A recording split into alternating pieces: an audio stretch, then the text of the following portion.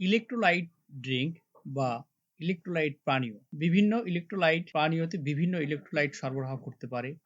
Electrolyte পানীয় হলো sodium, potassium, magnesium, ক্যালসিয়ামের মতো খনিজ মিশ্রণে যা মস্তিষ্ক এবং কিডনি থেকে হৃদয়কে সুরক্ষিত করতে কাজ করে এবং আমাদের শরীরকে কর্মক্ষম রাখতে সহায়তা করে। শরীরচর্চা, অতিরিক্ত পরিশ্রম, শক্তি যোগাতে ইলেকট্রোলাইট যুক্ত পানীয় বেশ জনপ্রিয়।